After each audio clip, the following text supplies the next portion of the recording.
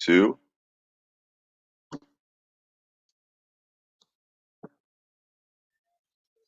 I got to tell about the two sides of life. You know so well, the series and the fun. Obviously told by John L. Peacock and my boy Pete. They have a little podcast named Two-Sided Pod. Don't leave now, it gets better after a few shots. We're both in San Diego. They run this land. The sheriff's posse's on their ass because they in demand. One lonely listener you might be. All of us together make a community, so get comfy, it gets bumpy with how Pete acts. The show's about to start and my beer's getting flat.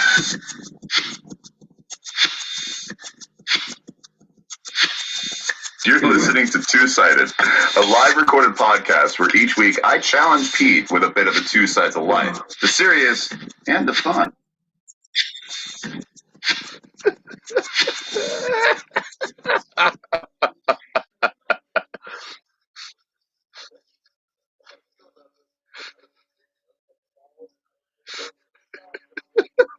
And Blammy! Hey, look at this guy. You made it back. Johnny Two Thumbs. Good job, man. New rigs, new day, new atmosphere. I like what you're doing, pal. Folks, we are the Two-Sided Pod. We are here every Tuesday, 8 p.m. Pacific, 11 p.m. Eastern. That's 4 a.m. Greenwich Mean Sandwich time if you're across the pond, which some of you are.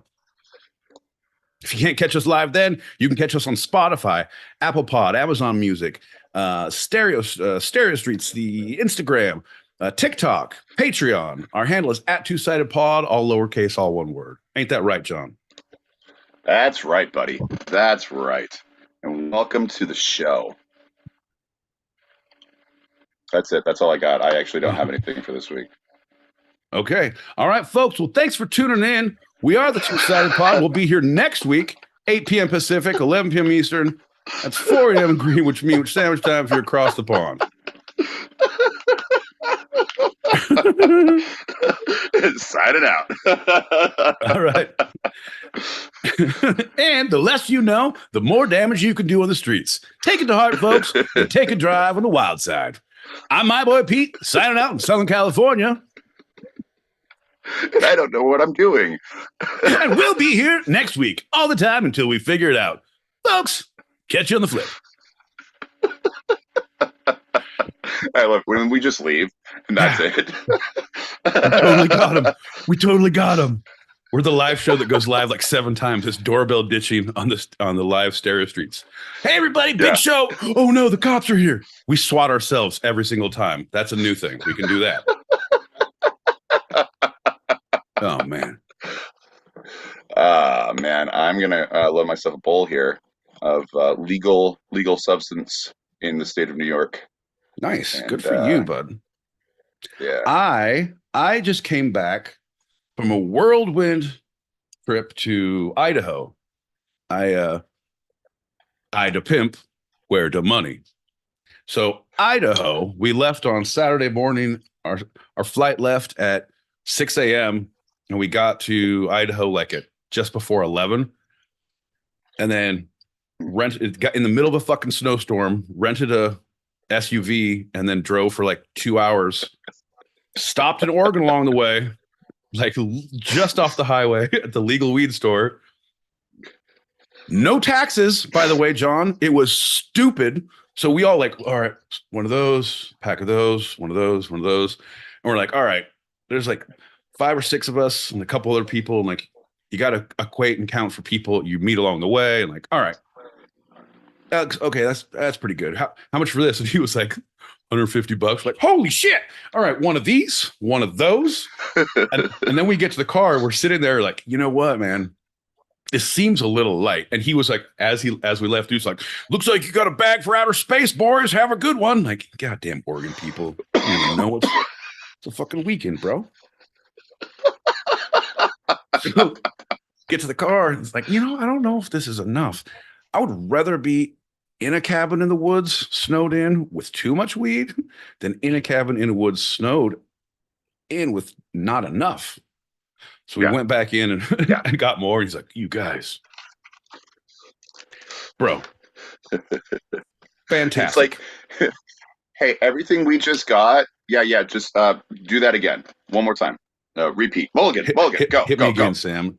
Yeah, but so we took that, but then drove into Idaho, and that shit, it's like Nevada back in like 2004, 2005. Like marijuana is criminal up to 25 years as you're coming into town, like billboards everywhere. Like it was, holy shit. People were not, even people at the bar, you're talking to them, and they're like, oh, you mean you went to go gamble? You were gambling? And like, no, we went to the weeds. Oh, you went gambling? Like they're all using code words. Gambling. Yeah. Jesus. Okay. Yeah. Yeah. Yeah. You remember that Vegas sign? 20 years possession, sales, life, as you drive into Vegas. Well, turns out I only planned for living for 7 more years. You guys are bitches. I fooled you all. Yeah, I'm gonna die that quick anyway, so might as well do sales instead of possession. Damn straight. Let's double down. Telling you, if you get a terminal disease, John, and they say you have like 4 to 6 weeks to live, I'm making a bucket list of all the illegal shit that I want to do, all the financial stupid things I want to do. I'm taking out all the credit cards. I'm renting all the cars I can. I'm booking all the flights. I'm taking all the pre-orders from Panera Bread. I'm not even ordering from them. I'm just going into Panera and I'm just wiping them clean off the shelves. Yes, I'm Kevin Johnson, Susan Wright, Bill Smith. These are my sandwiches. I have cancer. I'm out. You do a Ponzi scheme knowing it's a Ponzi scheme. The guy's like, I am scamming you. You're like, yeah. Here's my money. Great. Yes. Excuse me. I am a great deceiver. Would you like to follow me this way? Come, follow me. They can't say I lied to him, John. It's all about the pitch, baby. It's all about the pitch. That's right. It's 10% what you say and 90% how you say it. I was going to say about 110% how you say it. Well, speaking of math, 100%, yeah. Let's get all this out of the way. Well, howdy.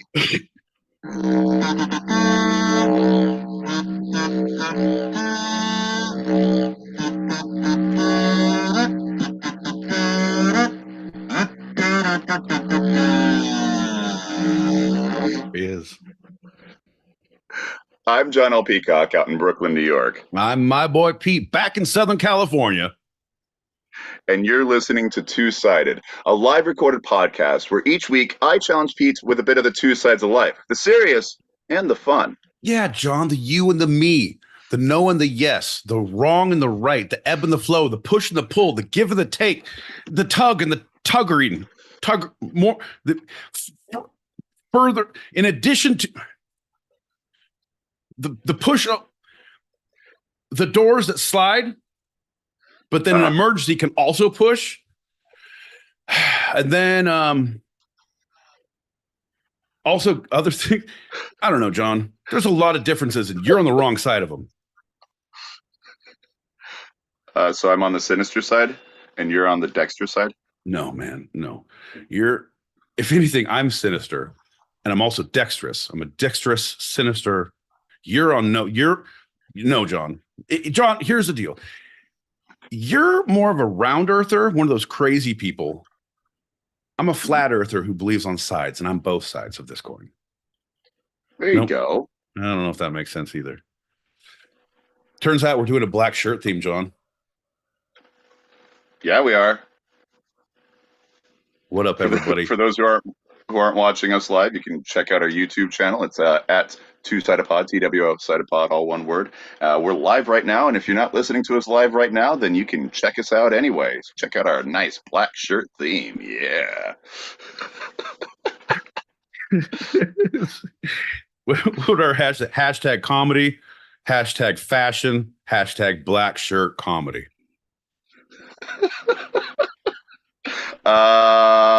Hey, so you just did some travels. You're back in SoCal.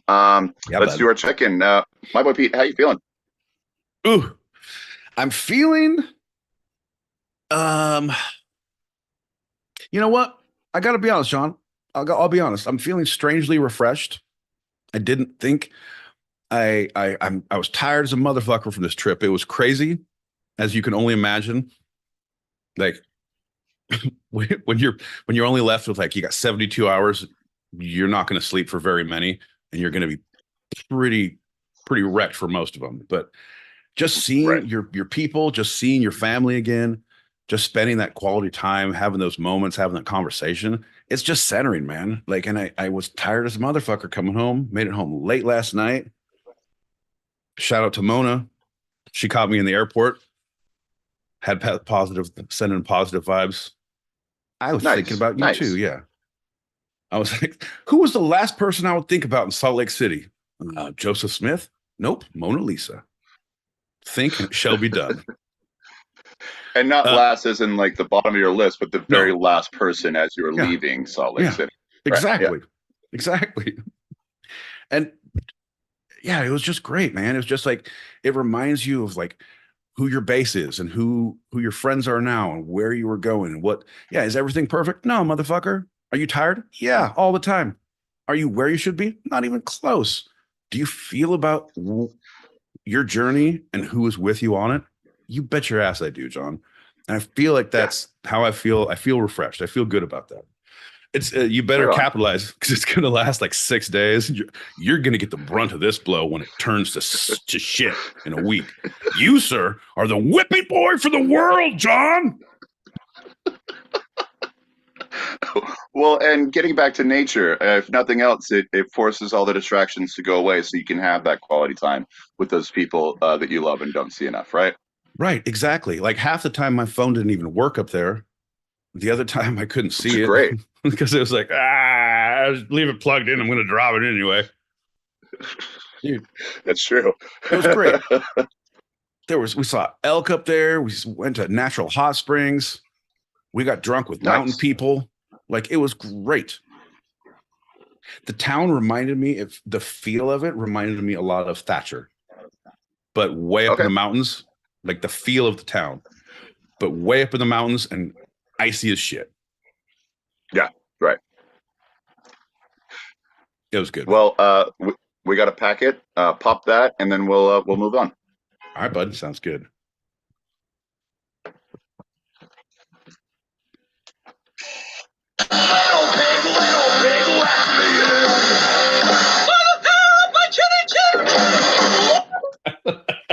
Fucking forgot about that song and I love it. And because of that, Dub, the man who knows exactly when to come into play, we're going to take a shot. Cheers, everybody. Cheers, everybody. Big. Thanks for watching. Thanks for listening.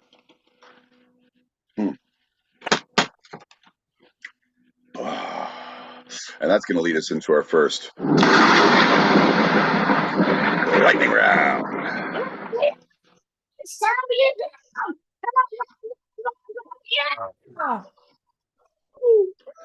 Woo! What's up, my boy Pete? What up, lightning round guy? Hey, how'd you enjoy a little bit of time alone with Pete being gone? It was good. It was good. I got to listen to a lot of books on tape. Have you listened to the newest James Patterson? I highly recommend it. What a page turner. But I can't read, so it's a book on tape. So we call him a battery burner. Woo! Anyone famous read the book? Nope. Nobody I knew. Okay. What was it about? I don't know, man, but if you want, I can give you my password to Audible. Okay. Let's do that. Yeah. My email is lightningguy6669999. You know why? At CompuServe. CompuServe. I didn't know that. So Yeah. okay. .com. .com. Oh, Okay. and the password is Coco the Crappy Monkey, all lowercase with underscores between every word. I know it. This is what you use for every single one of your passwords. No, I got it. I mean, it's on my password protector, so I think it's a two verification stroke system. It's like they say Coco, I say crappy. They say monkey, I say yep. I said that's 3. Nope, it's only 2. I don't know, but anyway, Good luck. Enjoy that new book, John. Hey, thanks, buddy.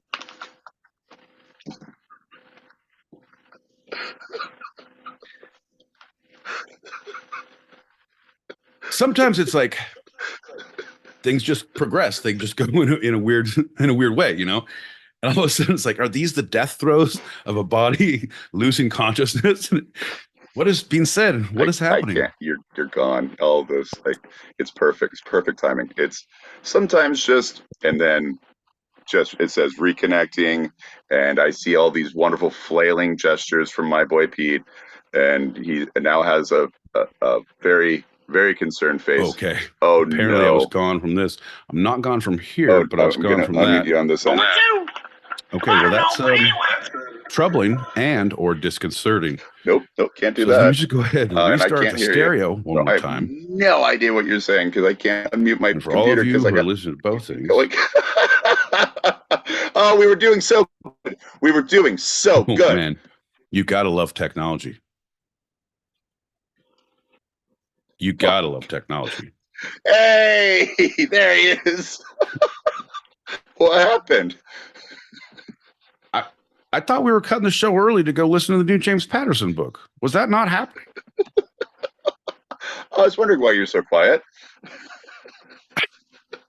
You said, who reads it? And I was like, well, you know what, John? I'm going to read it. I'm going to read it to you right now. Holy shit. John, I don't know what just happened. Actually, I do. I totally do. I spilled a shot on my phone and then closed it to wipe it off and then didn't open it back up. So stereo just shut.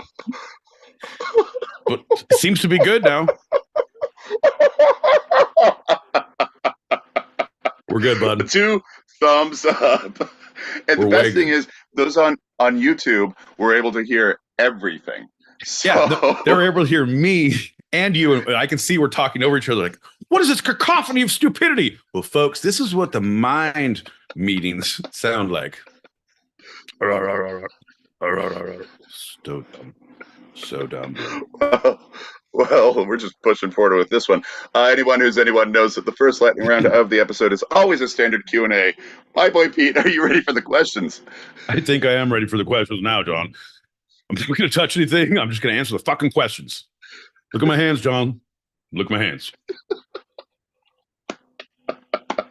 Well, in keeping with the theme of going gambling over in Oregon, gambling, wink, nudge.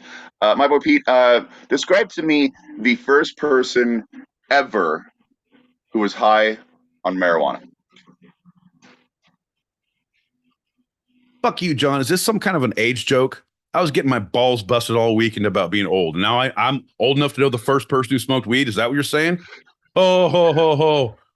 Last time I heard that when I fell off my dinosaur and broke my newspaper, John. Boo.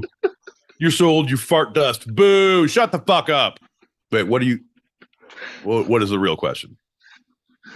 What was the experience of the first person getting high on pot? I feel like that's a very vague, silly question. I feel like, hey, remember the first time you smoked pot? Yeah. That same thing, but without any kind of so any kind of chips, any kind of cartoons or pizza. So same idea, but just fucking oh shit, and looking at the stars and like, I don't know if I can move. I shouldn't move. Have I moved? Am I moving? I am movement. All of that. It's so loud. Why is it so loud? Your head's by the stream. Who said that? I said that. Who's me? I am. I'm the stream. Consciousness. Yeah. I can't wait till they make cartoons. This is going to be so much cooler then. All right. Well, in your Mind movie, how quickly was marijuana integrated into human societies after that first discovery? Oh, I feel like it was integrated. I don't feel like it was a commonplace. I feel like they did a lot of. I feel like the marijuana per se, but we went through this because we talked about the legalization. I know that it was like by the bushels, and still a lot of places you can, but it's now as a, okay, all right, I'm talking myself way through this. Fuck off. How quickly was it integrated in society after it was discovered? I'm going to say the day of. I'm going to say the first person who woke up from the stream, like, oh, I was the stream, but now I'm not the stream. You guys, you fucking guys, you want to be streams? Seriously. Come here. And then people were fucking smoking it, and they're like, I'm not even a stream. I'm like a tree. And he's like, you're doing it in the wrong place, bro. Come down here. You're a stream. Location, location, location. And that is how the nomadic people actually started moving first, because they wanted different experiences with marijuana. Little known fact, John, look it up. That's a fact. I mean, that makes sense. Since THC and cannabinoid receptors are in the brain, it seems like we evolved with marijuana. Like the human evolution, it's that far, that's closely related, is that there's an evolution linked to the plant. Right. Yeah. It's a missing link. It's there's, you know, there's Bigfoot between the primates and humans. There's like super bud out in the forest who's like somewhere in the Green Diamond up in Humboldt. Just a big cola of a plant with eyes, googly eyes, high as fuck. In the summertime, he gets purple hairs. In the winter, he goes dormant and goes to sleep. I don't know, John. I like it. I like it. There's a fuzzy picture of him looking back at us, right? Right? Every time you do a close-up of a weed farm, the closest cola is Big Bud Man. That's him. That's him. He was photobombing as I was taking a picture. Look at him. That's way too close. Look at that. Next question, my boy Pete. And this is, like you said, we talked about this in a couple of different episodes. What was the turning point in making marijuana illegal? Oh, we talked about this. Yeah, that was the whole fucking just Nixon was the one that started it, and then he was the one who really did it, and then it propagated even more with the Reaganarians to just say no and all that bullshit. It was all politically motivated for reasons that should not be named, because that is not what we're talking about tonight, John. We're talking about the lottery. And you know that 85% of this goes back to the schools. So help your neighborhood. There you go. Final question. What was the turning point in making marijuana legal?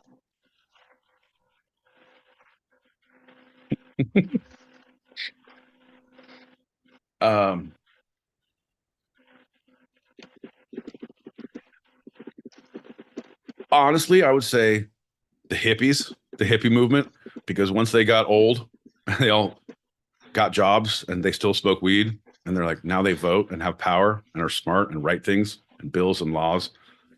And normal came to town. Oof. We were all fucked at that point. There's no way you can stand up against educated stoners. You guys are fucked.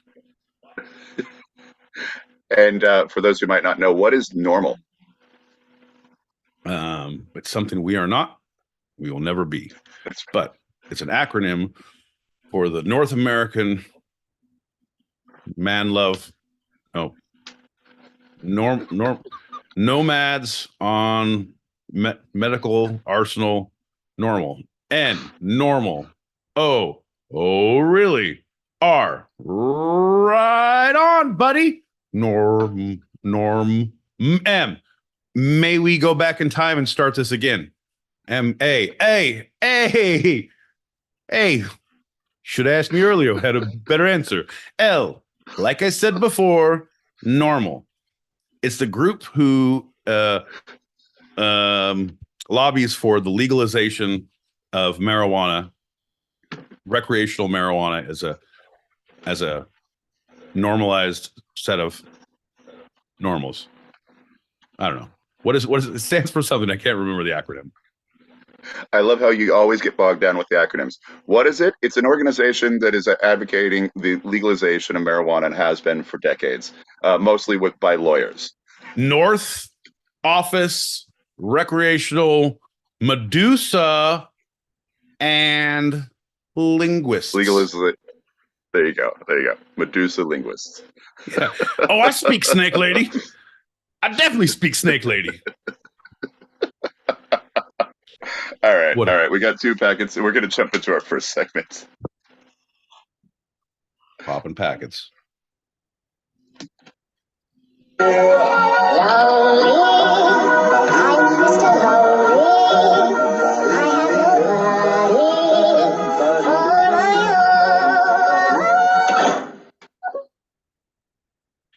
Sounds like someone stepped on a singing fairy. Flump, the flump at the end. Like, Jesus Christ.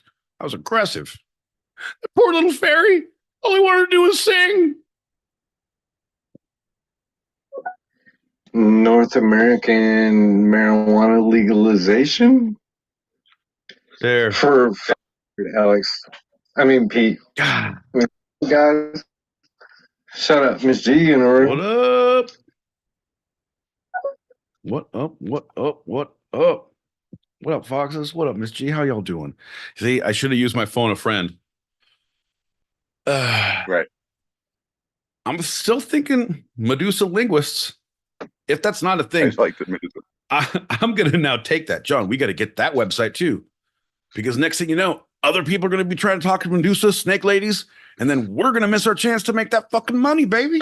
That's where we get our Skrilla. Ground floor Medusa talking. Now, normally I would say let's do a shot, but raise up your pipe in honor of normal NO recreational medical legalization. NO no recreation. Oh wait, no, that's No, kind of Mal. anti what they're about. No, Mal. Oh, that's you got to get.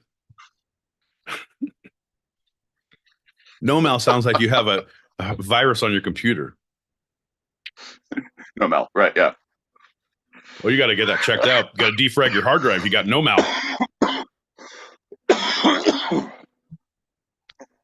Well, if you couldn't have guessed, we are once again going to spend a segment talking about marijuana. This is straight up marijuana part 2. Oh man. I told my friend he could listen to this with his kids in the car on the way home. Oh boy. All right, kids, plug your ears when Uncle Pete says earmuffs. There's gonna be a lot of earmuffs tonight. Before we dive too far in, let's get that one packet so it's not too far away.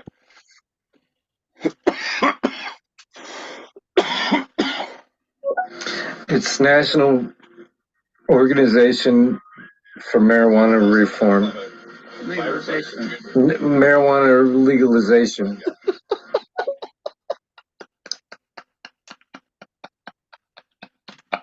I'm in.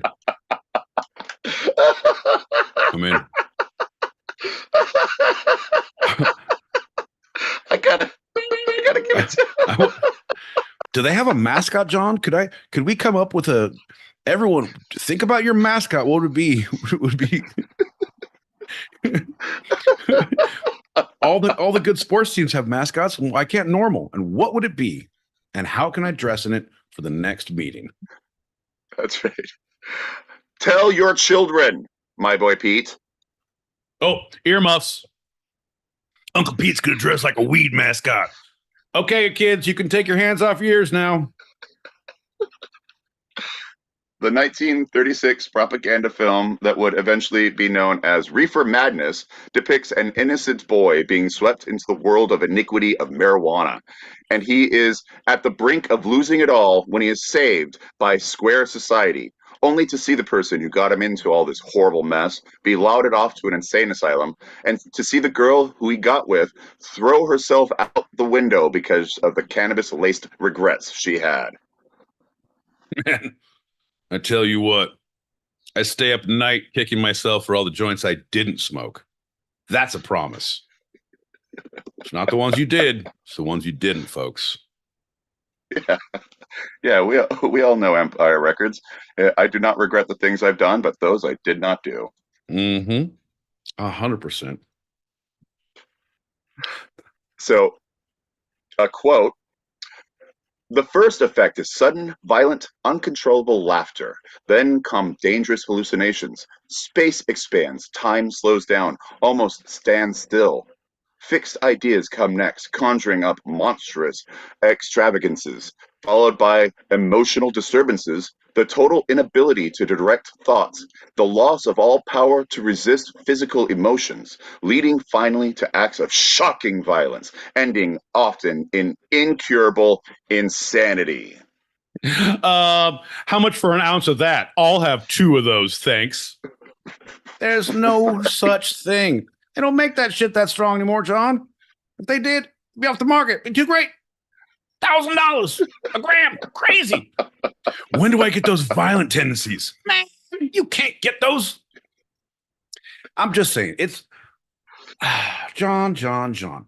Granted, hear me out, because early on, I did have some of those ones where it's like you're just holding on to dear life to the bed, like not the spins, but I remember vividly. I was at my buddy's house and he had to go to work at the graveyard shift, and I was going to go pretty much hang out with him for the night. Don't ask what else was happening because weed was, yeah. Anyway, so like we smoked a bowl. He goes and crashes, and I'm sitting there in the living room listening to the radio, and and the song was like, she looks like an angel. Oh, by her name. Oh, call her an angel. And I was like, who are they talking about? And I had to, like, I'm leaning in, I'm like trying to figure out the name. Who are they? Is it someone I know? Who are they? And I couldn't figure it out. And I'm like leaning on the couch. My buddy comes up, I was like, what are you doing? It's like, huh? Do you know this girl? Yeah, it was a moment. I had a moment. But then it was like, no, passing fancy. Like it was, we're good. Right. The mind wanders. You don't get to jump out windows for shit like that, John. Fallacies, my friend. It wasn't uncontrollable and irreversible insanity. No, that shit I was born with. This just helps ease the tension. Ease the tension, baby. Well, even with this becoming a parody of itself, literally just showing the movie as is and calling it Reefer Madness has turned it from a documentary in quote unquote documentary as it was first presented into a comedy. It has also been remade as a musical, both in movie and in stage form. And the satire literally just leans into the silliness of their supposed documentation of what marijuana does to every human who ever smokes it one time. It's good propaganda, John. I feel like you could do that with anything. It's like someone who is hurt by one thing, and they're like, you know what? Fuck that. I'm making a movie and scaring everyone away from it. Yeah. Even with all, you know what happens? You know what happens if you fall in love? Well, you get fucking broken. You lose your mind and you jump out a window. Here's a whole movie. Watch it. It's true. Tell your children. Even with all that, this has been the official stance of the U.S. federal government ever since. Well, we don't like until now to change things, John. We really like to, if it ain't broke, don't ask if it is. Quote, marijuana is neither as risky nor as prone to abuse as other tightly controlled substances and has potential medical benefits, and it therefore should be removed from the nation's most restrictive category of drugs, federal scientists have concluded. I'm with that. I'm 100% with that, John, but I feel like we're just baby stepping our way through. We're just getting slowly but surely. We need to get, after a big earthquake in LA is its island, it's Escape from LA, where everything's legal, or the whole island of Manhattan, where everything is legal and you just block everything off. Like, hey, man, good luck. But yeah, whatever you want.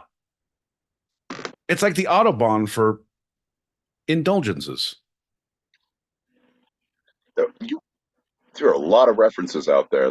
So you're saying inching our way towards legalization, and then you just went with complete anarchy places, and the Autobahn, the German Autobahn. Well, that's anarchy. The whole thing is do what you want, but everyone knows what they're getting into, baby. And I'm not saying complete anarchy. You're just an outsider looking in. Of course, it's fearful for you. You're not one of us. But over here, it makes perfect sense. Hey, I'll smoke to that. So the recommendations are contained in a 250-page scientific review provided to Matthew Zorn, a Texas lawyer who sued Health and Human Services officials for its release and published it online this past Friday. Oh, really? I didn't know that. The HHS, Health and Human Services official, confirmed the authenticity of the document. Damn. That's crazy. But the thing, are you surprised, John? Are you shocked that Not at all. this is, if we just knew that, hey, how was a sausage made? If we knew every single bit of information about all the policies and all the stances, holy shit, we just don't know. It's like, oh, it's all in the shadows. Like, these are the weird structures that keep our society afloat. Like, is that a good thing or a bad thing, man? I don't know. I don't know, man. But the document itself, no surprise whatsoever. The fact that they allowed it to go to the public, they had to be sued in order for that to happen. But the fact that the federal government even allowed that after being sued for its release, that they did it, that's the most shocking thing to me overall. Right, but it's the same government now that is releasing the Warren Commission stuff. It's all the things that we're releasing that hey, we like transparency. It's a fresh new government. It's not your dad's government. We're hip. We're cool. You guys like documents? We got all the documents. Look over here. There's more documents. Fucked up, John. But it doesn't change the fact that we're still living in that world. Nothing's changing. We're just admitting and showing how we operate or used to operate or continue to operate. Fuck, that's depressing. Right. Oof. Right. So these are the same agencies that in the 1970s and 80s, as you alluded to, were conducting bogus quote-unquote studies, scientific quote-unquote studies, where they said it is very justified as being a Schedule 1, no medical benefits, highly addictive, highly destructive, et cetera, et cetera. Same categories as all hallucinogenics, LSD, and psilocybin, along with heroin. And cocaine is actually a Schedule 2, so it has some medical benefits along with morphine. So Yeah, those are both lower. Bro, you can't continue to drink all night unless you get a little coke in your system, bud. That's medically beneficial to your partying. Look it up. That's a Vegas rule. It's on their license plates. Earmuffs. Earmuffs, children. Earmuffs, kids. When your daddy goes to Vegas to meet Uncle Pete, it's on their license plate. A little bump gets you through the night. Keep on drinking, boys. Whatever gets you through the night. Hey, it's all right. Allegedly. All right, kids, take them off. You're good to go. Let's do a shot to that. Cheers. Bink, bink, bink.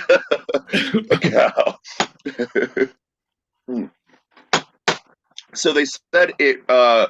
They proved that it caused brain damage. Ooh. But you remember what? This was the Reagan era.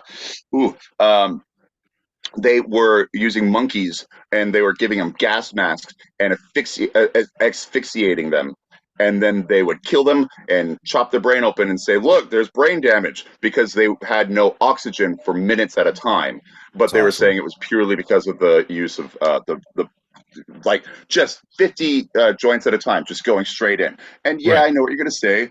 Where can I get that gas mask? But the monkeys couldn't take it off. Which I'm going to answer. I know a couple of smoke shops where you can get the gas mask and they're electronic. It's called an Autobong. They're made by Germany. You go as fast as you want to, as hard as you want. No laws, no rules, no limit, John. Autobong, brought to you by makers of such cool things as the two-sided go bag. I don't know, bud. So the DEA has been considering reclassifying marijuana, potentially dropping it to a Schedule 3 drug. With this recommendation, they say that it is not as addictive nor as harmful as Schedule 1 or 2s. And President Biden has even previously supported this drop. It was even up for debate by Congress in 2016, as we talked about in one of our previous episodes about legalization. And probably when these findings were first given to the government but kept from the public, but they kept it a Schedule 1 drug regardless. Why we gotta label things, John? Why can't we just live our lives? We put labels that makes it so dirty. I just want to be free. Can't we just enjoy each other's company? I say to all of the narcotics. I don't want to classify you. I don't want to label you or negate you. I don't want to argue you in front of a Senate or Congress. I just want to spend time. Right. Well, the DEA is currently expected to announce its decision within the coming months. And it seems like when marijuana is a Schedule 3 drug, it will allow for easier restrictions on cannabis research and business. That's cool, man, but I don't care about that shit because it's going to get more expensive on the business side. The research, that's good because we'll find some good things. I want more stupid things. I want to see more. Have you seen the they do the giant tubes and they fill them with money and someone gets in and they blow a bunch of money around the tube, and as much as you can grab the tube in 30 seconds, you win that money, and it's just an air tube of money flying around. You've seen that? For sure. Oh yeah. Okay. They have one that I've seen that they don't have a top on, and they put someone in it and they just blowtorch a whole giant, it's like a pound, and it is a whirlwind. So they disappear, and when they're done, you gotta like pull yourself up. I want more of that shit, John. I want science to meet the technology, to meet the congressional oversight that we've been waiting for. That right, is what I'm looking forward to. Well, it's just bunk that every state that has it legal in any form, the companies that are providing either the medicine or the recreational can't use federal banks still, right, to this day. So I was just going to rattle things up, but let's make it more interesting. My boy Pete, how many states is it currently legal for medical marijuana? Medical, I would say 28, 27. So I'm going to give you two more guesses, and I'm going to give you one hint higher. Oh, really? We'll go 34. One more. 36, final answer. 38. 38. Not bad. Okay. Not bad. Medically speaking, not bad. I do have some sciatica and some glaucoma I've been looking to address, so I think this may come into play. How many states? And the one just happened this year, or this past year, a couple months ago. How many states is it legal recreationally? It's 14, 16, 18. Two more guesses. Higher. 21. One more guess. 22. 23. Oh! 22. Final answer. What? 24. 25. 26. 29. Is it 30? Is it 49? Is it 40? 52. 52 states? 52 pickup. Shamizel. 60. Shamazel. Final answer. 69. Oh! Fuck yeah. Bingo, motherfucker. So we are right at the halfway point for recreational, with Ohio being the 24th state to legalize recreational marijuana. Woo, Ohio. So let's make sure that we boycott all the other states. Wait, I don't know what that means. How do you do that? I'm not buying any weed from those states that it's illegal in. That's a promise. Okay. Until it's legal. And then I will. Yeah, we'll show you who's boss. The ultimate hippie. Damn straight. Let your money do the talking. Even Supreme Court Justice Clarence Thomas has said that the dichotomy between federal and state legalities of marijuana is absurd. See, yeah, now you're in a slippery slope, John. I'm with you. I see that. I agree, but it's a slippery slope because you're saying about the dichotomy of the federal to state legalities of marijuana. Okay, yes, but then what about the other dichotomy between federal and state laws? What are we going to base our things on? Who has the right of way? I know there's a separation of the federal and state governments. There's the separation of church and state, which is how we get away with all of our tax-free shenanigans. Church of the Two-Sided, bud, every Tuesday. I don't know. I feel like I'm with you a lot more on the arguments, and you're like, and also Clarence Thomas said, like, man. Now I'm like, I don't know if it's a good thing. Right. Feel like, stop while you're ahead. Well, looking at the other side, other experts are more circumspect.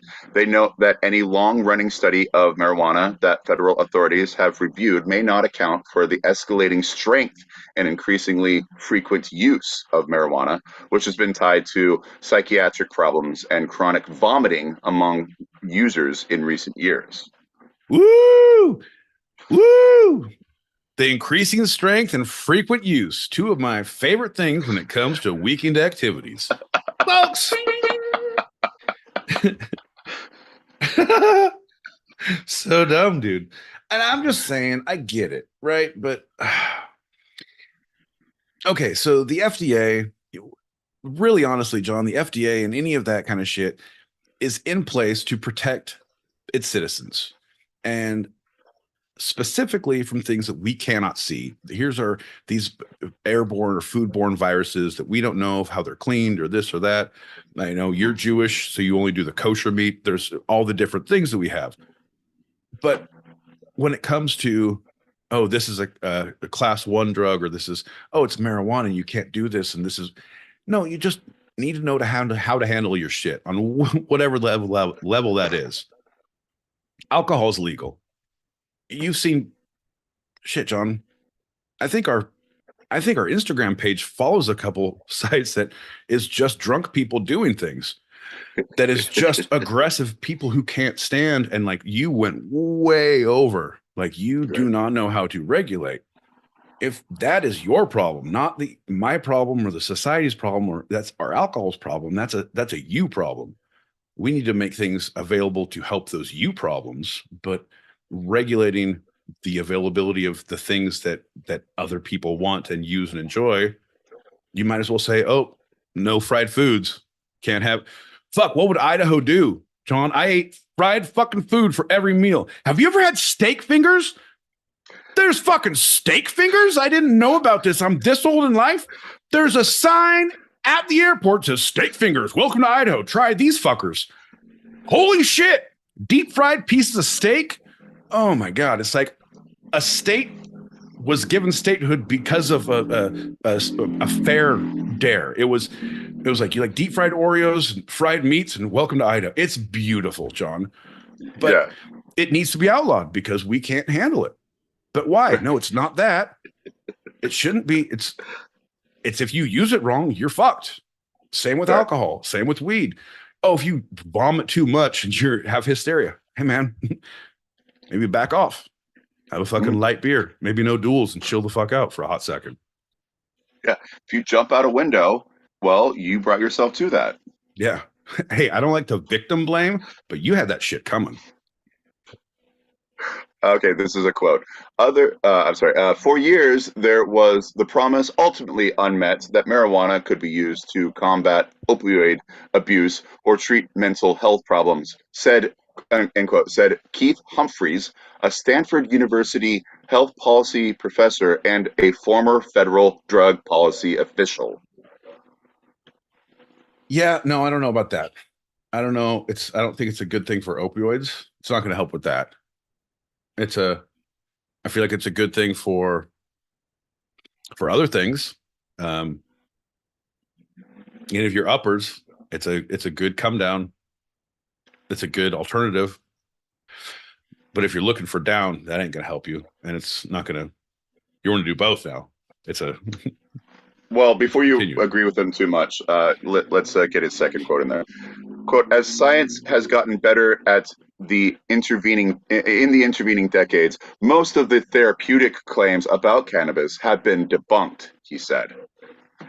And final quote from him, and the evidence that cannabis can in fact be quite harmful has gotten stronger. Yet it is now that the federal government has decided to call it a medicine. End his quote. Do you still agree with this guy? No. But I don't. But I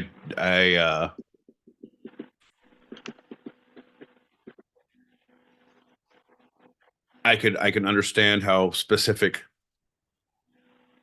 It's not going to help you quit smoking. It's not going to help you quit drinking. It could. I don't think I know so. people who went sober and still smoke weed. It's hard as fuck when you like, oh, this is this and this is I don't know. I don't know. It's an opposite to me. Like if you can balance out, you use one for the other. But if you're weighing too heavy on the seesaw, you're just overloading the system. There's no way to. You're still going to ride that ride. You're going to ride all the pieces of that ride all the way through. I believe. Oh, level out and try to like. Oh, hey, maybe I don't need any. Hey, maybe the world is okay. Maybe tomorrow is another day. It's my oyster, and I'm no longer allergic to shellfish. Yeah, today's my fucking day. Instead of being burr, burr, burr. I don't know, John. Just saying. Allegedly. Well, allegedly, regardless of his comments, without any backing, obviously, with this whole debunked and evidence has grown and blah blah blah. Federal data shows that marijuana is popular. An estimated 52 million people in the United States reported using it at some point in the year 2021.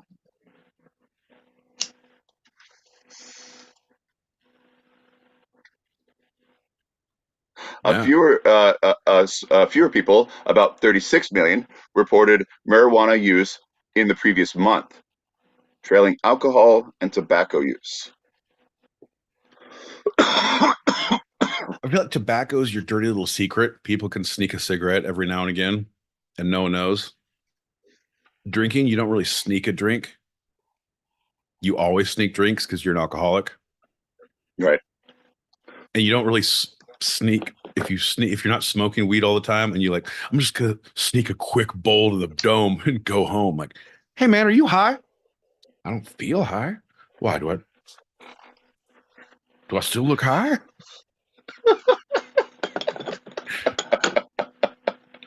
Nah, man. Well, uh, quote, decriminalization and legalization is as popular as it ever was, end quote, said Governor Jared Polis of Colorado.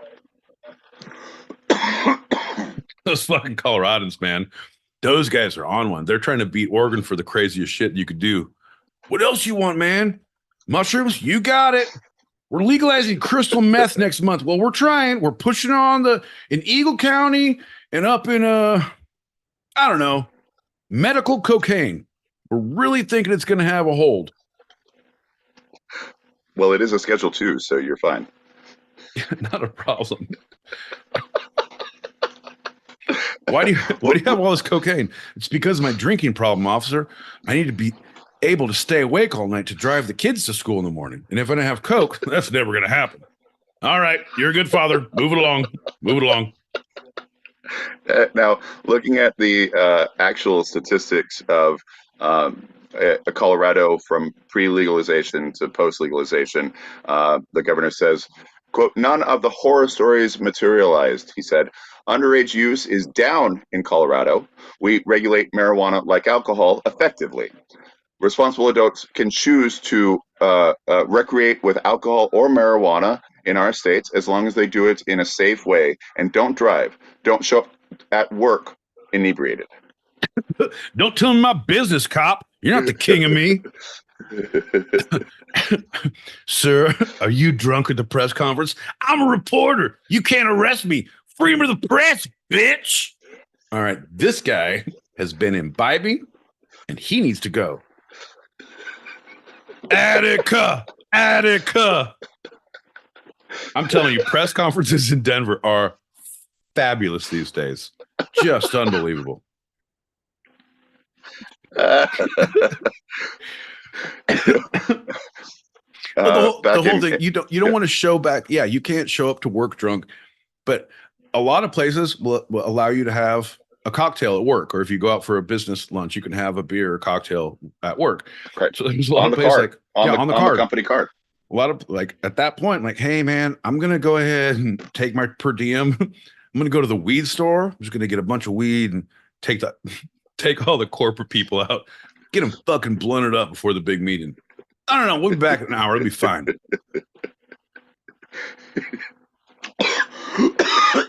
Oh crap! There you go. All right, Jim's in. Anybody else? All right. Woo! Corporate retreats are never the same. I see things weirdly right now. It's not the weed, I tell you. Okay. Yeah. So I remember back in the day, someone said, like, I was rattling off about normal and different things. Like, oh man, you're a weed head. I'm like, no, I'm a weed activist.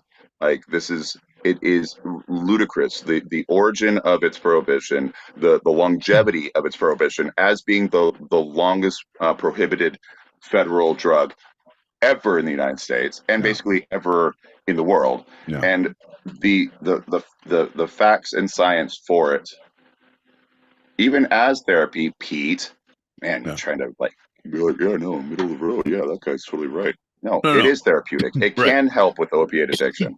Right. 100%. When people ask you that question, you said, I'm an activist. I said, I'm the weed head. So that's how we feel both ends of those spectrums. That's how we feel our feelings. Yeah. You guys like love on the spectrum. How about weed on the spectrum with John and Pete? We're going to get high and argue about feelings that we don't identify with.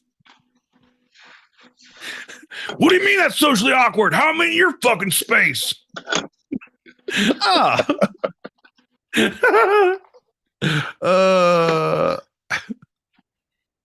Well, let's have ourselves a shot and move on. There's a rumor going around, and I don't want to say if it's true or not, but I'm not going to say it's not. So if you like the show, you'll have wet dreams, and that eases the tension. That's been put out there in the chats, and I'm pretty sure that's correct. That there's something to it. So let's do a shot. Hey, John. Yeah, bud. When you're really slammed for time and your schedule's crazy, make sure you pick up some of those little wet naps from the barbecue joint, just in case you don't have a full time for a full sleep to get a wet dream. Just get a little wet nap. Cheers, bud. Bing, bing, bing. Salud. Ooh. And that wet nap is going to lead us into our next lightning round. Lightning round! It's time to get down! Come on! Yeah! Ooh, what's up, John L. Peacock? What's up, my boy Pete? Hey, buddy. Hey, I'm really excited about that Patterson book.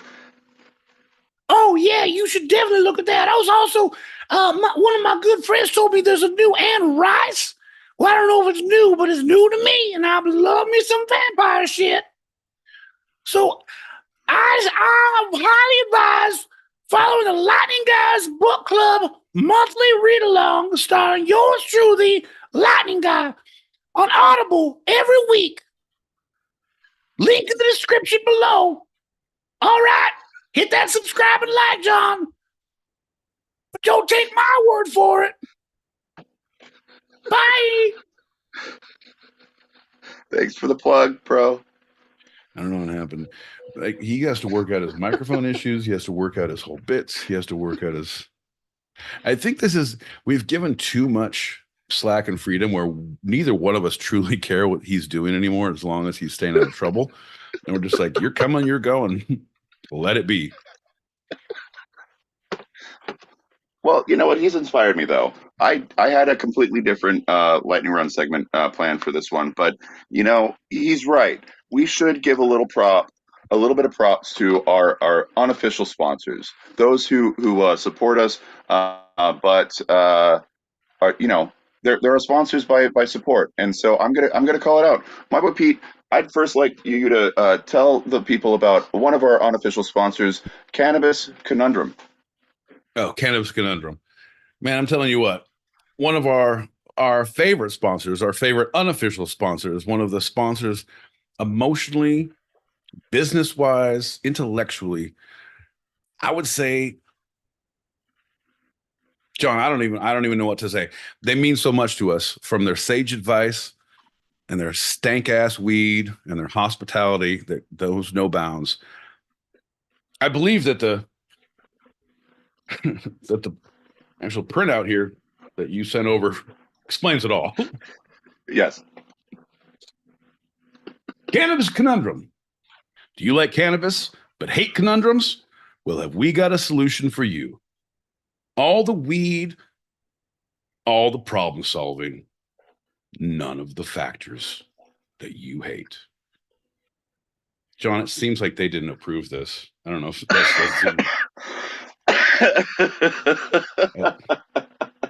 I'm going to send that one back. We'll fix that in post. John, but here's the deal. Cannabis Conundrum. Riddle me this, marijuana. Cannabis Conundrum? Mm-hmm. I don't know. I got You can nothing. find them on YouTube and several places for podcast listening. Just look up Cannabis Conundrum. Our next sponsor, unofficial sponsor, and I'm just going to throw out allegedly in case they have issues, but I don't think they will because they're awesome people and we're actually promoting them. These are real people. This is Cannabis horrible. Conundrum, the podcast, and next, OMG, my boy Pete, OMG. OMG. John. At first I was afraid. I was petrified. John. You shut your goddamn mouth. I didn't know we bring pickle jars out. You got your. I'm not going to leave my setup here, but I'm out of pickles, but I used your jar because I kept it. Yeah, because it's an awesome jar. And I keep more pickling stuff in it. I keep it pickled, man. Pickled for life. All right, John. I'll go back. OMG. OMG. Folks, you've never met a more pleasant, unbelievable person in your entire life. And I got to let you know, the product matches the personality. If you like pickles, then you're in the right neighborhood. If you like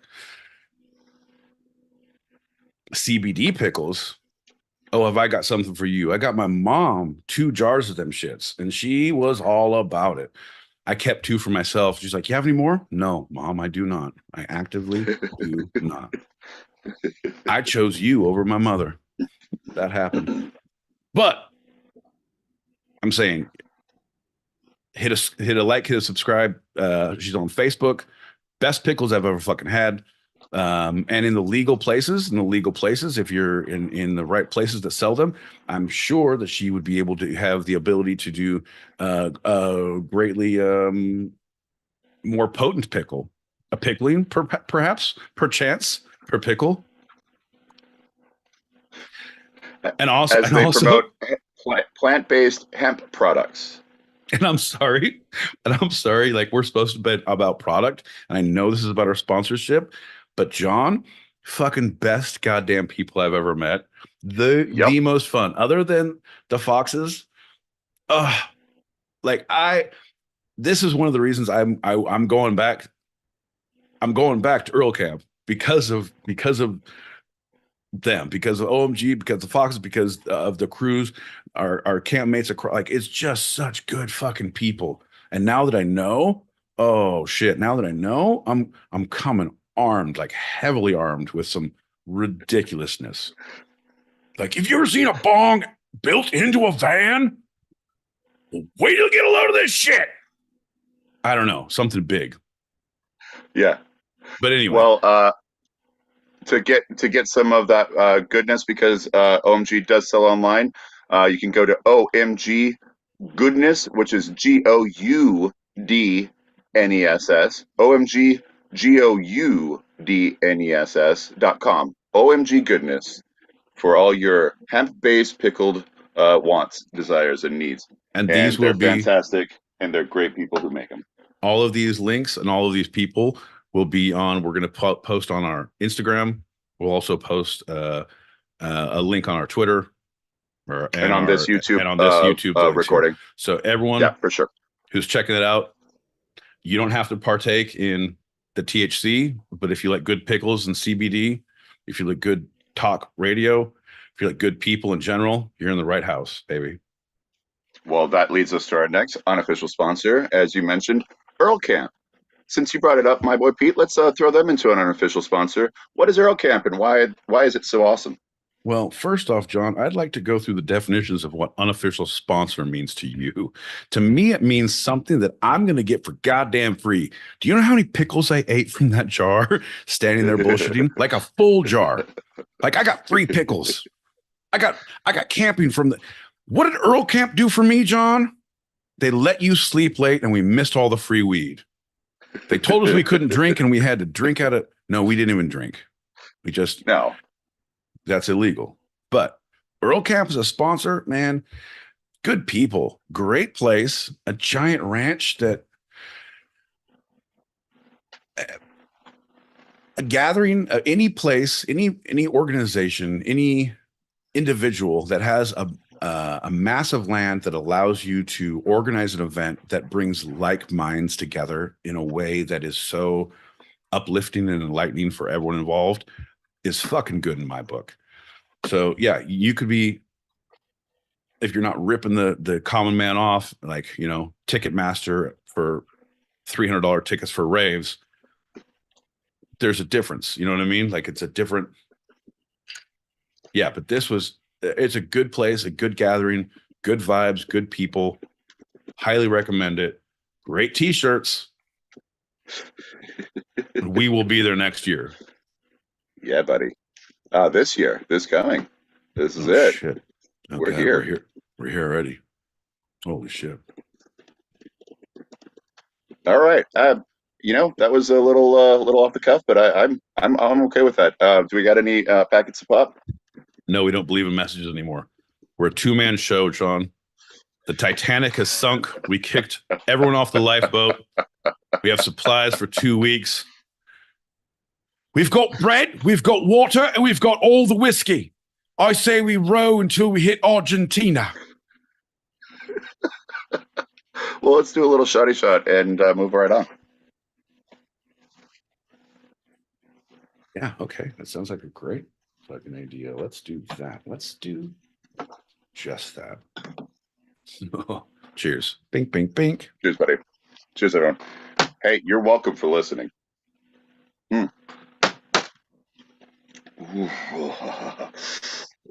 Because that's going to lead us into our short segment. This is where I put 5 minutes on the clock. I introduce the segment as precise as possible, and we talk till the timer goes off. We'll get to put a button on it after the alarm sounds. This is not a pencil down SAT.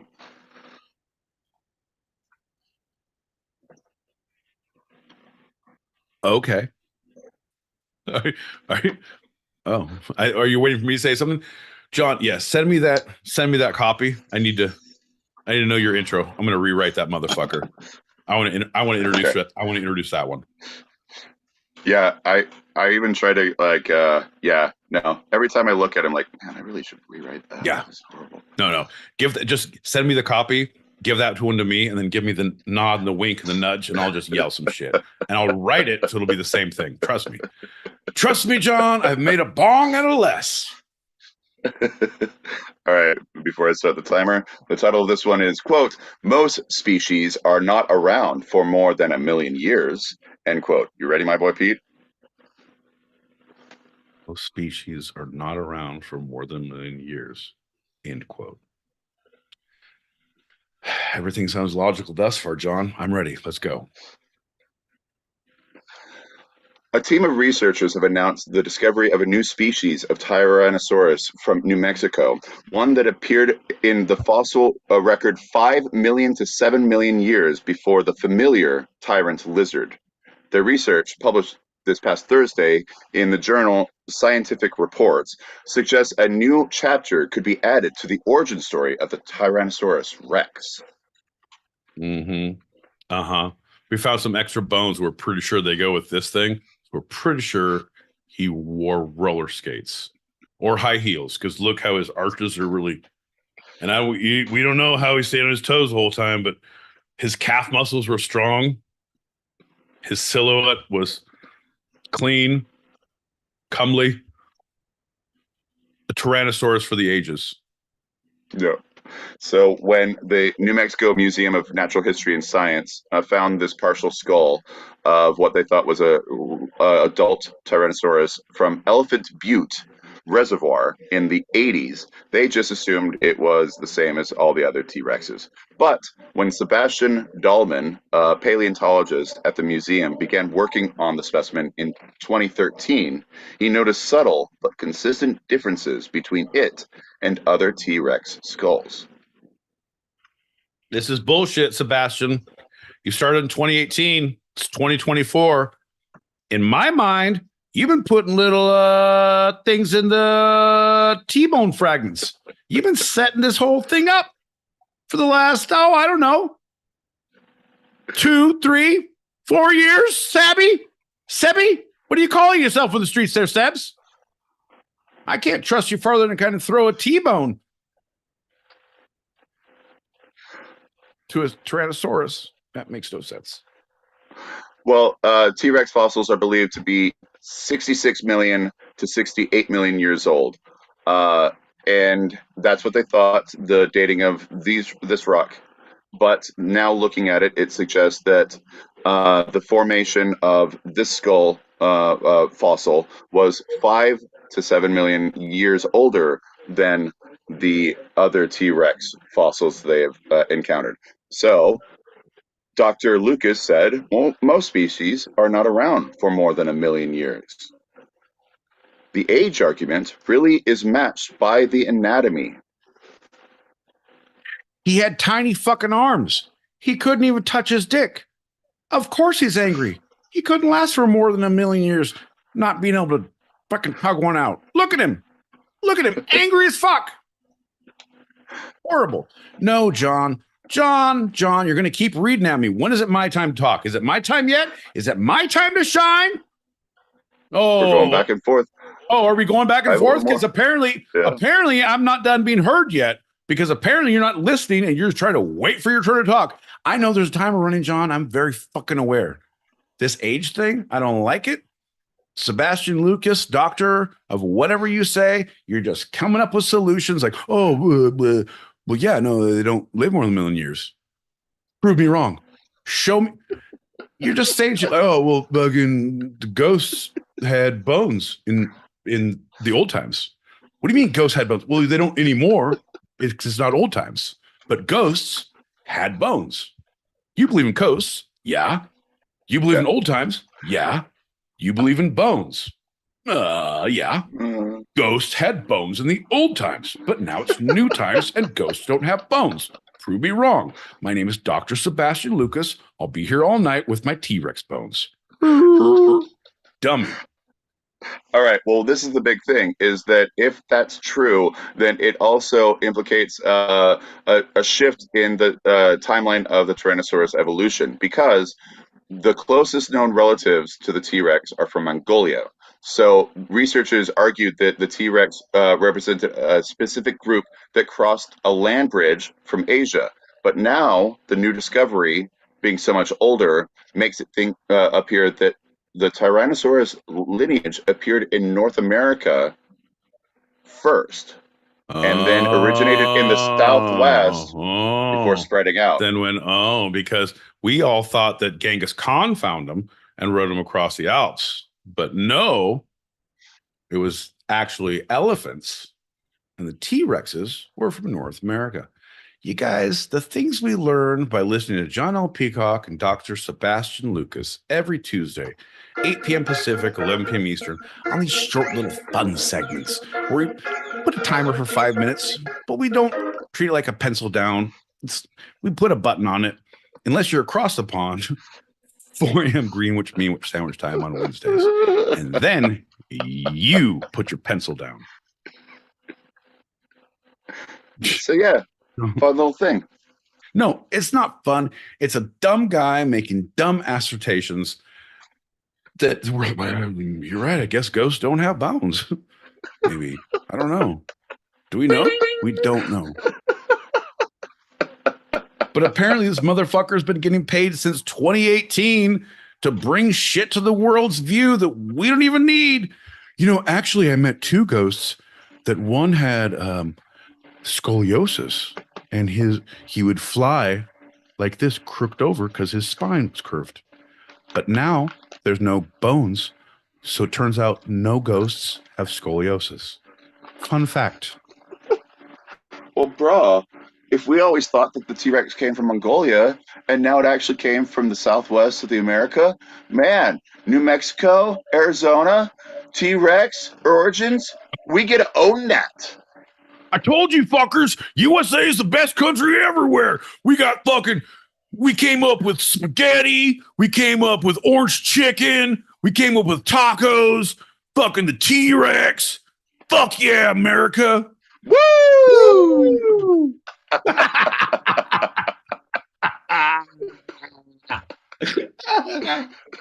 Oh, so I feel like a Sebastian Lucas right now. I feel like this is how you feel, like so confident and stupid and brash, full of piss and vinegar.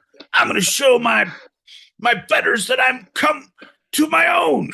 Fuck them. Oh, John. Well, I don't know if you hit the timer on that 5 minutes because it should be 5 minutes now. Oh, that was that was the sound that was happening. Yeah, we're done. Let's hit that packet and move on to our final segment.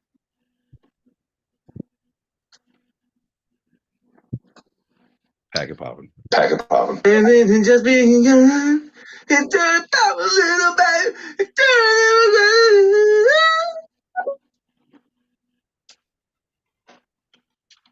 I know exactly how you feel. I felt that way quite some time.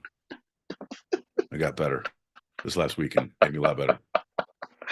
Glad you're here, Worm. Good to see you, bud. Oh, it's a pleasure, Worm. Let's do a shot for this final one because it's a doozy. Come on, man. Don't be like that. Don't fucking. Nah, it's fine. It's fine. Oh no, it's fine. Look at us, fucking having through lines that aren't angering everyone. Nope, neither of those are gonna happen tonight. Cheers. Pink, pink, pink. Ow.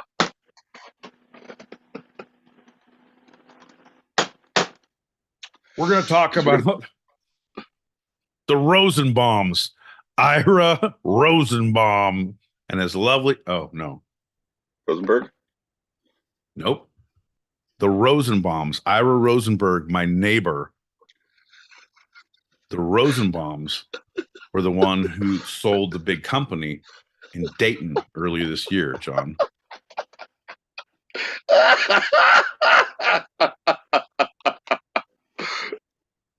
We're going to talk about mandatory minimums.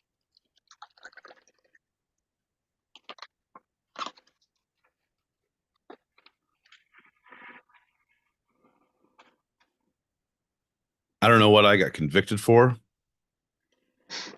but they said 3 to 5 with the two-sided pod. You can get off in 2.5 years on good behavior. And I was like, well, that shit ain't happening.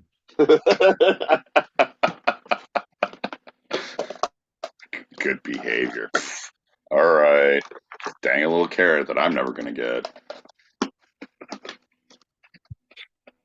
Damn straight. All right. From the Brennan Center for Justice, quote, currently the dominant paradigm in the criminal legal system is the myth that imposing harsh mandatory minimum sentences and locking people of color in cages are necessary to keep white people safe. At the federal level alone, mandatory minimum penalties from the cornerstone of the human caging are the cornerstone of the human caging system. Where are you Prosecutors, reading from? the Brennan Center for Justice. This is a direct quote. And who is the Brennan Center for Justice? Because this is pretty coming in hot off the gates right here. Their main reason for being is to show the disparities and of people of color being locked up in the legal system versus white Americans being locked up, and to reverse that by any means possible. Okay. All right. So, all right. I'm for clarity, like I know where you're reading from and I know where you're coming from. For me, mandatory minimums are an issue, but they're an issue across the board. I know that there is a lot of privilege and you're prosecuted differently, and it's how they throw the book and if they want to press things like that. But I have had people who are not of color who have got fucked by mandatory minimums. So I that is my only thing. Like I'm all in agreement, but Yep. it is the mandatory minimum law, and they find ways to adhere to it or they find ways to not adhere to it. But it's a law that exists, and if you cross too many lines and like, oh, it's a fucking school zone, or oh, you turns out you jumped a fence before you got fucking like whatever the thing is, there's another thing they're going to throw at you, and that now exacerbates the crime, so you're going to get the mandatory. And that is of color, that is of non-color. It yes is more prevalent of people of color because it is how we're policed as a society and how the prosecution goes. But the laws themselves are racist, but they're set. It's how we prosecute those laws. Right. That's my only thing. Right. So I wanted to be clear on that.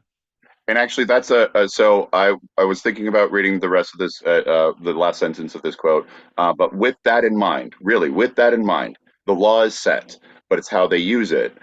And this Correct. quote from the Brennan Center for Justice: prosecutors' use of mandatory minimums in over half of all federal cases disproportionately impacts poor people of color and has driven the exponential growth Yes. in the federal prison population in recent decades.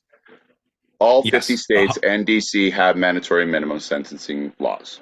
End quote. Yes. 100%. And how they're prosecuted and how they're affected has increased that. And that is the prevalent problem. But you fuck with the wrong person the wrong way. And it's like anyone can get fucked.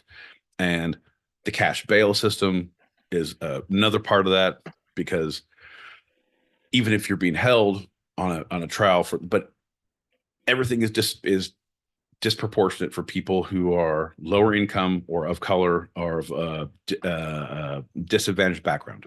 Right. And basically, fucking anybody in this day and age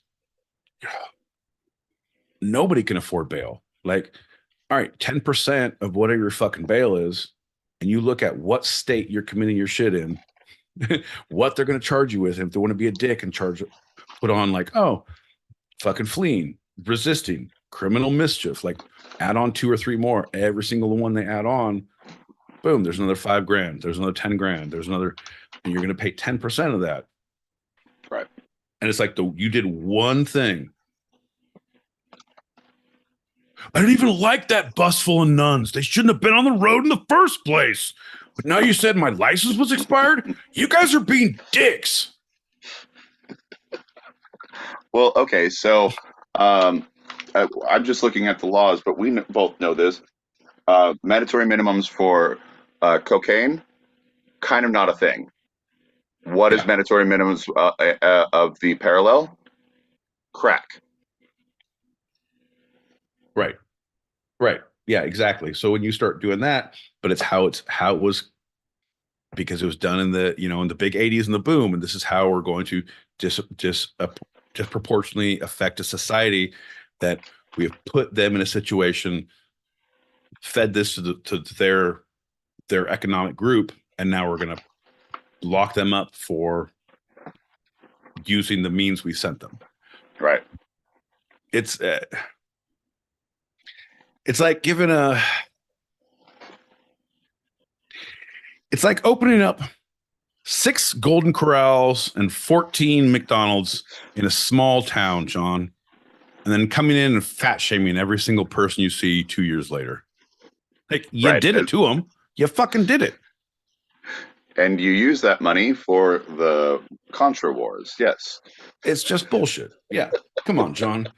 And that's why you should elect John L. Peacock and my boy Pete as your next comptrollers, your local region. So Congress first enacted mandatory minimums for drug offenses in the early 20th century, but reformers pushed back. And by mid-century, a rehabilitative sentencing model began to replace the punitive model. In 1970, however, Congress repealed. In 1970, as the big apex of this, Congress repealed most drug-related mandatory minimums, taking more of a public health approach to drug policy. That shifted quickly thereafter. I feel like if you stay in a hot tub too long, like 2 or 3 hours, I'm like, I should get out. And you finally do get out. You look at your hands and like, they're all punitive. Yeah. Isn't that what that term is? Yes, yeah, 100%. Perfect. All right. So Nixon became president, and he was known as the law and order president, as we talked about in one of our previous episodes. And he pushed this anti-hippie, anti-protester mentality. Wasn't necessarily racist in how he was pushing it, but also we know about the Southern strategy that he pushed, which was extremely Right. racist. All this comes to be, no, we need to bring these mandatory minimums back for all of them, like you said, across the board. Just bring it back on the in the book so that everyone of this ilk, everyone who's going to do marijuana in many cases back then, to everything else, and it was actually met by the left saying, we don't like that judges are arbitrarily sentencing some people, like white people, very leniently, where other people or like poor people a little harsher. So the left was also pushing for these mandatory minimums because of the rhetoric of the time. And so everyone came together in the 80s and 90s. We know even with Reagan and even Clinton, the, you know, tough, the tough, and mandatories were big again. Ugh. It's just, you look at the crackdowns across the board. Anytime there's a big change in regime, there's a big change in policy across the country, and they're like, we're going to reform the prisons, we're going to reform their society. Like, look at Duarte in the Philippines. Look at what they're doing. People who are drug dealers are just being murdered. People who are using drugs are being killed. It's like, oh no, we're just clearing the board because you're part of this ilk. You meet this criteria. It's a slippery slope, man. Like, oh, mandatory minimum. You got a fucking sack in your pocket. Oh, you got 5 years. You get 10 years. Like, what the fuck? Yeah. It's just, it's ridiculous, man. Yeah, that blind not looking at, whether the person was just a lackey caught up in something, or a user as opposed to a pusher, or this as opposed to that.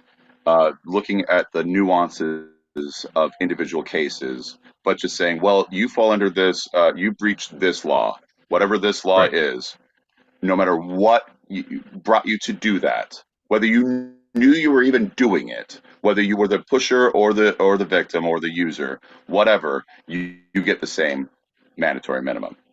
Because the whole thing is, it's easier. It's less work for them. It's easier across the board. Like, oh, you cross this line, boom, there it is. You don't have to research. You don't have to dig into history. You don't have to. It's, oh, hey, it's like having you apply for the police academy. Like, have you ever used illegal drugs? Yes. Okay, bye. Like, you check this. See you later. Like, Yep. it's a whole thing. It does. I don't know, John. I was going to say it doesn't make sense, but that is like, yeah, maybe, I don't know. Maybe that makes sense. I don't know. The U.S. government in the early to mid 2000s was having a hard time keeping up with the other countries for cybersecurity because the best cybersecurity people in the U.S. had been convicted of a crime for hacking. And so they're like, oh, well, but we want your resource of what your talent. You're really good at it, but we've already convicted you for it. So legally, we can't hire you to do it. Right? That's the thing, man. It's an amazing ability that a country has that we have. We can decide to change the law. We can say, nope, this is the new thing, and this is what it is, and so this is what accepted, which is great. But on the flip side, if it goes the other way, like, hey, we can change the law. Remember all that stuff you didn't want? Nope, sorry. Right. That's exactly what's happening now. Yep. But wait. So it's that give and the take. You know what I mean? It's like you got to figure out that middle ground, bud. I don't know. That's why democracy moves slow, but it seems, a dictatorship is very quickly able to change laws, but are they always in the right direction, right? Right. So research shows over the long term, long sentences in prison. That it shows that an oligarchy is the way to go, which is the way of the church of the two-sided. Ain't that right, John? That's right, my boy Pete. Just like George W. Bush said, it would be easier if it was a dictatorship. All right, long sentences make it difficult for people to reintegrate into society, and our over-reliance on prisons make us less safe by diverting resources from other critical public safety needs. In contrast, these same studies have shown that short sentences in drug cases neither diminish public safety nor increase drug abuse. Right. So what you're saying is long ones, fuck us. The short ones don't do anything. So when we know this and we see the studies and we see this, how about we spend way more money on community resources and community officers and rehabilitations and community centers and outreach programs? And like, hey, you know what? Let's support this and let's try this for a year or two and see what the impact is. Like, oh, then we can divert some funds. I don't know, John. We're attacking the whole situation the wrong way. It's insanity to keep aggressively using the same tactics when you have proof that they do not work. You're getting better at the system you've created, but you are not fulfilling the end result as a society of what you're looking for. You are fulfilling a goal. You are meeting a criteria. You're doing great at what it is you are trying to achieve. No one escapes. None of this shit. Well, I would say few murders. Like, no, we got a few murders. Like more. Okay, less. All right, you're doing halfway good, but you're not doing the society good. You're not doing what is good for the community and the world as a whole. And that is one of the problems.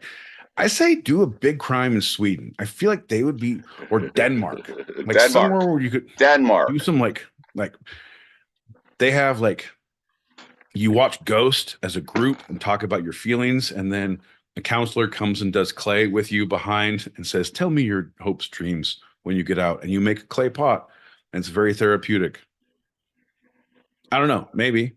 Yeah, shout out to Christiania. Go Denmark. But in the U.S. in the 1990s, the three strikes law were introduced, sentencing any person with 2 prior convictions to life without parole. Truth in sentencing policies also demanded that people serve their full sentences. This culminated in the Violent Crime Control and Law Enforcement Act of 1994, signed by Bill Clinton, which included a 3 strikes provision at the federal level. Today, more than half of the U.S. states have a 3 strikes provision. Oof. And I know everyone's saying like, "Oh, 3 strikes. How are you good at 3? Like, stop at 2, stop at 1, learn your lesson." But it's difficult when you're in that situation and you're caught up in place. A lot of times you didn't do a couple of them. A lot of times you're just pulled in as an accessory and they charge you because you were in the house, because you were a felon, that you were, you had a record and you were in a house that had something. So you're automatically an accessory. You're going to get another one. You were in the And it's like, car. You were right. All of a sudden, like, yeah, don't have those friends. Like, oh, okay, cool. Do you know where I live? I cannot have friends. I can't see anyone. I cannot do anything. And it's like a different prison. Like, it's a whole thing, man. It's on paper. I get it. I really do. But John, until you're on the island of Manhattan, when anything goes and autobahns are handed out freely on the autobahn, you don't understand how we live. You right. judge from the outside. It all seems so clear to you voting on your high horse. Bud. Well, and if you treat it like a medical issue for in the case of addiction, why get three? Why get three? Because I tried to, I put my life together after one, then I try to put my life together after two, and then I got three. Because that's addiction, especially when I'm treated as a criminal, as opposed to it's a medical issue. And like you were talking about with the rehabilitation and the social officers and everything, Right. right? That's why they get three, is because the society says you're going to get three. Exactly. You have to have people in that, and it sucks, John. No one, I guess at the end of the day, because no one wants that fucking job unless you're from that neighborhood and you're from that area and you're trying to help people. Like, there's very few and far between people who would do the work that is required for the pay that is out there right now. Yeah. I mean, you're going to top out at like $38,000 a year. Like, oof. And doing some of the toughest work ever. Like, oof. Yeah, backbreaking Fuck. work, right? Yeah, I could work it in and out and make fucking more than that. That's some bullshit. So you need to pay these people more. There needs to be more government assistance. There needs to be more funding with these social outreach programs, with our community uh, building, with our social officers, with people fucking boots on the ground, bro. Right. Like, it just, because unless you are given another option, there is no other option. It's this is the end result that you are condemning the society to, period. Yep. And the laws you're enacting are going to make a circular effect, and it's a revolving door. Like, and now we're all scared and all fucked, and somehow there's an opioid crisis and none of us can get pills. Like, it's a fucked world we live in, John. Exactly. So I'm going to end with how it affects people throughout the legal system. Mandatory minimums affecting prosecutors. Prosecutors, armed with the threat of mandatory minimum sentences, are able to use them as a tool to achieve guilty pleas for lesser offenses. Rather than risk going to trial, being convicted, and spending a long time in prison, people accused of crimes often prefer to enter into plea bargains, even for crimes they didn't commit. The threat of a mandatory minimum is enough to force innocent people to relinquish their rights to have the facts of their case heard in court. See, and that's the thing, because you can't pay bail. You can't, like, am I going to go away for 5? Am I going to go away for 15? Am I going to go away for 30? Like, if I can get 2 to 5, I guess I do that rather than be gone forever. Yeah. It's just, the whole thing's fucked, John. Well, looking at the accused, the longer sentences don't magically create law-abiding citizens, because we're not looking at reformation. We're looking at what is it? Recidivism? Recidivism. Recidivism. Recidivism. Yeah, that one. The Bureau of Justice Statistics study shows that more than 2/3 of people released from prison were arrested again within 3 years. Keeping people in prison longer only serves to deplete the resources that you were talking about could go to the counselors and the social officers that could actually make enough money to be able to do their jobs. And Right. all the taxpayer money is just going into mostly for-profit private prisons. Yeah, it's unfortunate because these private prisons, and then it's like anything for profit is fucked. And now you have the people who are, you're a state prison guard or you're a federal prison guard, but you're on a for-profit prison. So technically you're a private entity with the federal government's backing. So it is just, in Arizona, I had a lot of buddies who worked at state and federal, because in Thatcher, we had 2 state prisons and a federal within driving distance. And so everybody who lived there either worked at the mine or worked at a prison, like everybody. Mm-hmm. I was pretty much the only one who didn't, which felt pretty awesome because I was still pretty much a deviant, but I had none of the baggage. It was very, very uplifting. Did you have a story with that? I had a few stories, but I was like, can't tell that one, can't tell that one, can't tell that one, like can't tell that one. So I kind of painted myself into a corner. I'm like, nope, none of those are going to be, none of those are good for public air. Kids, fucking earmuffs, kids. So this one time, your Uncle Pete, all the guys were getting off at the 3 a.m. shifts. So your Uncle Pete stayed up all night and drove out to the bar at the bottom of the base of Mount Graham, right? Met all the officers. Anyway, turns out a guy who had been on parole came to that bar and started a fight with an officer. Well, let me tell you, it did not go well.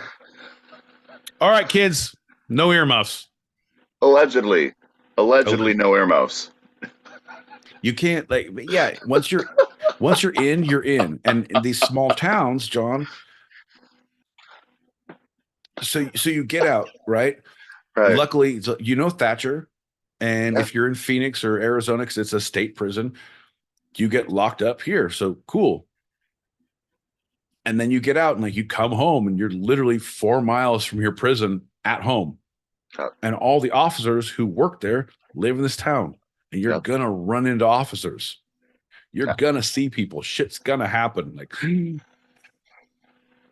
and there's only bars here, so people are gonna have beef with people, and eventually, like, oh, you're next con. Anything you get involved in, you're fucked. Right. Yeah, they'll mess with you in the bar as a free man. They're messing with you in the bar as they're getting drunk because they're frustrated. They're under stress. They're going to be drinking, of course. Correct. Yeah. So it's a whole thing. It's a cycle, and this is where it comes through. It's like people are people. You have nowhere to go. You have nothing to do. You're small town. Fuck it, even a big town.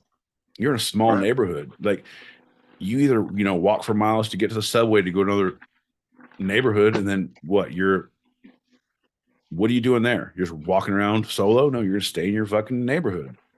And this is where it gets to you, what gets you in trouble. It's the same thing, John. I don't know. Recidivism. No good, bud. Well, so the final look at it is how the judges are affected.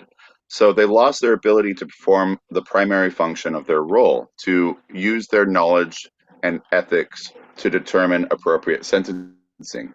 The Sentencing Reform Act fundamentally changed the way they operate, and many judges were frustrated, particularly when it comes to nonviolent drug offenses. One federal judge on NPR called it a travesty that the mandatory minimums impose the same consequences on people addicted to drugs who are involved in drug crimes to obtain drugs for themselves as they would for high-level drug traffickers.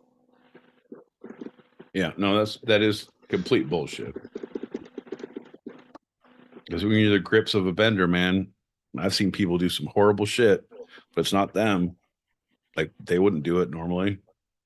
No one's going to make those choices and roll those dice in your normal life. But if you have a clear mind and you're just preying on society, fuck you, man. Right. And that's the difference. That's the human. That's the X factor that you can't just say, well, if they committed this crime, it must be this, because the X factor says, well, this is a person who just got a little addicted and fell into something, or like met the wrong people. Hey, can you help me move my boat? Oh, okay. Why are we doing this at midnight? Oh well. Hey, why are there cops around? Oh, this wasn't your boat, right? That kind of thing. To the people who are like, I'm going to go steal a boat and I'm going to get people to help me, or I'm going to go give heroin to a third grader. Yeah, I'm going to go ahead and say yes for examples, but I don't know where you fucking pull those from.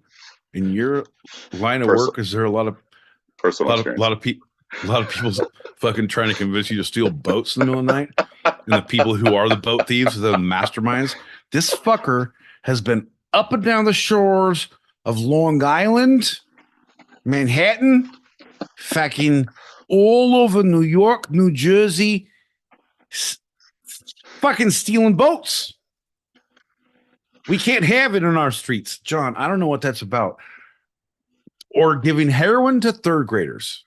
So either we have an assistant boat thief, we have a mastermind boat thief, or we have a heroin giver to fucking elementary kids. John, what world? John, what world did you grow up in the crime syndicate of America? Because I, sir, am intrigued.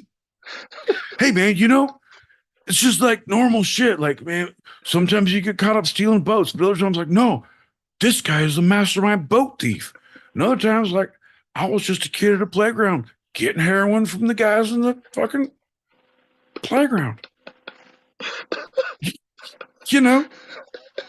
had hoodies, their hands were in their pockets, those guys. You're the fucking problem. You're the ones who are calling the cops on people like me. Just because I'm fuck you. I have a right. My nephew's playing here.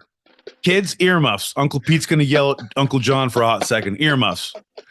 Fucking John, I was just picking the kids up from school, and you called the cops because it was cold, and I had a hoodie on and my hands in my pockets, and you're like, he's giving heroin to kids. I was like, number one, I fucking paid for the heroin, so the kids don't get shit. Okay, officer? Number two, that's my nephew over there. Number three, Uncle John's a piece of shit. You get that, officer?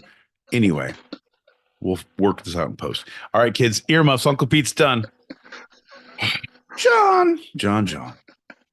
All right, the last thing. For prisons, a study by the National Research Council found that between 1980 and 2010, half of the massive 222% increase in the prison population in the United States was due to longer sentencing.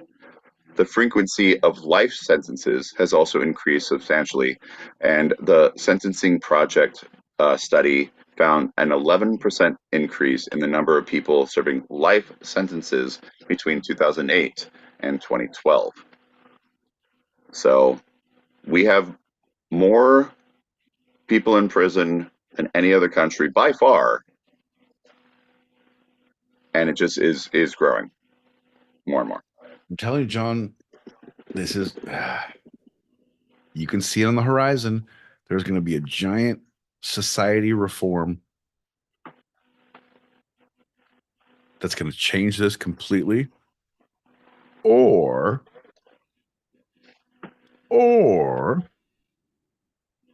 the fucking gas is going to get hit, and there's going to be some ridiculous bullshit going on, like full-on smash TV, where it's good luck, you'll need it. Where, okay, turns out everyone with a life sentence comes into a fucking playground once a year, and you all get bats, and it's all televised, and the winner gets to go free. Killian, I'll be back. Only in the Marathon reruns. Man. Running Man, not Marathon Man. Oh, no, you're right. I apologize. Running Man. Come on. The sources for this episode of Two Sided have been first segment, the New York Times, the Hawaii Tribune, haslit.net, and Local 12 Connecticut. Second segment, the Brennan Center for Justice, Equal Justice Under the Law, and the Fair Fight Initiative. And the short, the New York Times. My sources for this show have been my day-to-day living, my ability to keep my head on a swivel, and my thus prospects of staying prison-free for the next year. We got one more since we haven't had a lot of messages this episode. Let's grab that one and get out of here. All right, bud. No, man, I think John is in the same boat I was in. Like, you know, everything was like dare to be different, dare to whatever. And then one day I learned what dare meant. Drugs are really exciting. Yep. Word? Damn All right, straight. let's see what's going on. And here we are. I used the whole DARE program in a whole Mark Summers kind of way. Oh, They yeah. said dare. I said double dare. They said physical challenge. I said all smoke it all.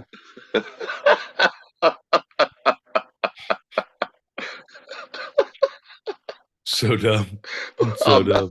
On that note, my boy Pete, is there anything from this episode that you'd like to take a second glance at, a second look, a second thought, a second opinion?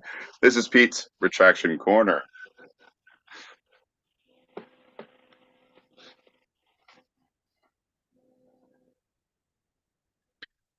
No, I fucking nailed this one, John. I'm good. I feel good about it too. Here, cheers. Bink, bink, bink. Cow. Well, thanks for listening, everybody. We have our open chat show continuing for those listening live on the Stereo app right now. So if you are hearing this later and want to join us in the green room for our after show wind downs, or want to throw some topics out there, email twosidedpod@gmail.com. That's TWO sidedpod@gmail.com. That's a wrap for tonight. I'm John L. Peacock out in Brooklyn, New York.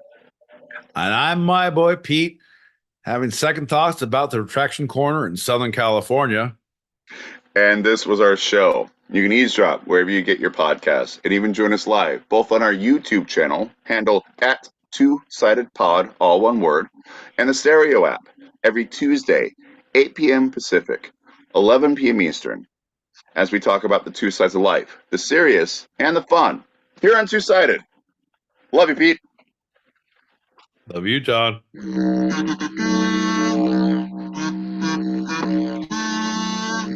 It's like music in my ears.